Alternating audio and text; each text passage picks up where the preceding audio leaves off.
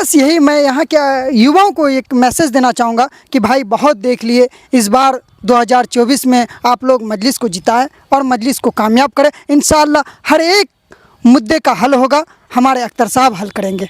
चलिए, उबैद आलम साहब थे, चूँकि ये उबैद हाशमी साहब भरादर से, ये चूँकि मजलिस के कार्यकर्ता ही है, 2016 से है, तो कोई बहुत ज़्यादा फ़र्क नहीं पड़ता है। चूँकि उनके कार्यकर्ता है तो जाहिर सी बात है तारीफ़ तो राष्ट्रीय जनता दल के करेंगे नहीं, इसलिए मजलिस के लोग थे, मजलिस की तारीफ़ किए।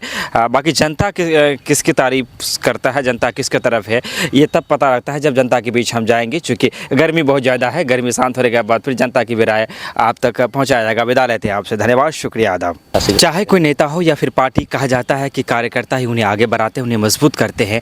आज हम ऑल इंडिया मजलिस इत्तेहादुल मुस्लिमीन के दो ऐसे कार्यकर्ता से बात करने वाले हैं जो शुरुआत के दिनों से ही मजलिस के दामन को थामे रहा और अब तक थामे हैं। उबैद हाशमी साहब जो कि भरादा पंचायत से हैं, मासूम साहब जो कि झिलझिली से हैं। सबसे पहले उबैद साहब से बात करना चाहेंगे। 2024 अनकरीब है, 2019 में आपके जोश जज्बे का मेगावा था, क्या लगता है वो जोश, वो जज्बा कायम है या थोड़ा सा कम हो गया है? नहीं, वो जोश और जज्बा जो थे उससे और भी ज़्यादा हो गए हैं और इंशाअल्लाह उम्मीद है कि 2024 में हम लोग कामयाब होंगे।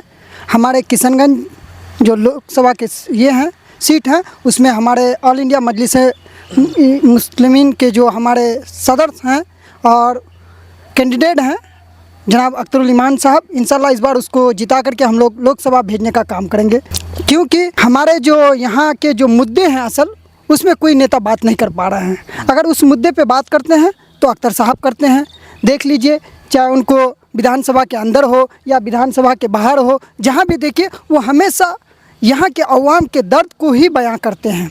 तो बहुत सारे ऐसे मसले हैं सीमांचल के, चाहे मानंदा बेसिन योजना की बात करें या फिर हमारी सड़कों की हालात की बात करें, इन सारी चीज़ों पर चूँकि अख्तरुल ईमान बात करते हैं और बेबाकी से बात करते हैं, इसीलिए आप उन्हें पसंद करते हैं। बिल्कुल पसंद कर रहे हैं, क्योंकि देखिए हर मजलूमों का आवाज़ बंद करके अगर कोई जाते हैं और बोलते हैं तो वो अख्तर साहब बोलते हैं। और हमारे जो वर्तमान सांसद हैं वो सिर्फ़ और सिर्फ एक बैनर ले लेते हैं, चाहे वो लोकसभा के अंदर हो या लोकसभा के बाहर हो, बस AMU को लेकर के वो सिर्फ खड़े रहते हैं और उससे ज़्यादा कुछ नहीं करते हैं। यहाँ पे हज़ारों मुद्दे हैं, वो मुद्दे उनको दिखाई नहीं दे रहे हैं। सिर्फ और सिर्फ AMU एक बहाना है और कुछ भी नहीं है। 2024 आ रहे हैं, इंशाल्लाह उसमें हम लोग खुले तौर पर जवाब देंगे और यहाँ के अवाम जवाब देंगे। अख्तर साहब को जिता करके विधानसभा भेजने का काम करेंगे।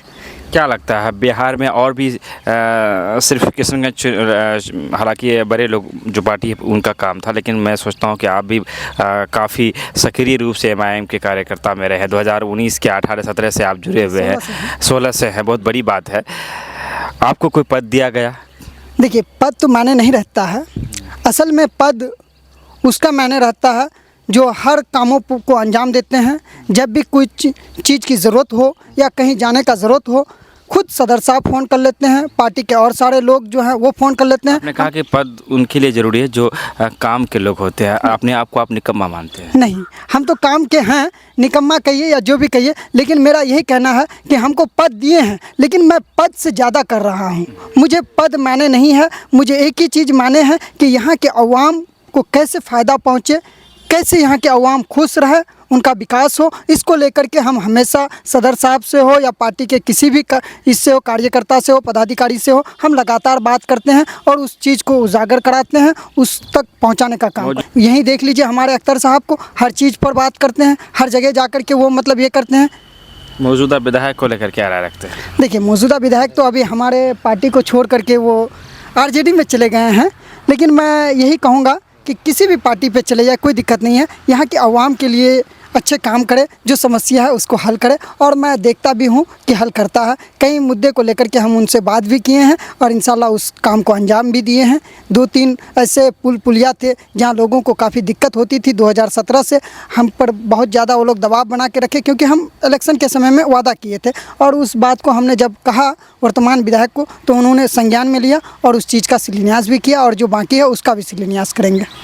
चूँकि भरादा पंचायत से आप हैं, आप हमेशा आपके पोस्टों को जो देखा जा रहा है, मुखिया तौकीर साहब प्रतिनिधि जो मुखिया प्रतिनिधि है, उनकी तारीफ़ें करने में आप पीछे नहीं हटते हैं। क्या है उसके अंदर ऐसा जो उनकी तारीफ़ें करते हैं?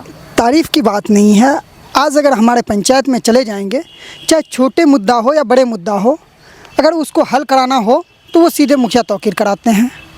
और उसके साथ साथ हम लोग जाते हैं जहाँ वो नहीं पहुँच पाते किसी हालात की वजह से, क्योंकि उनके साथ सेहत का भी मामला है, तो उस जगह हम लोग को भेजते हैं, हम लोग जा कर के उसका निदान करते हैं।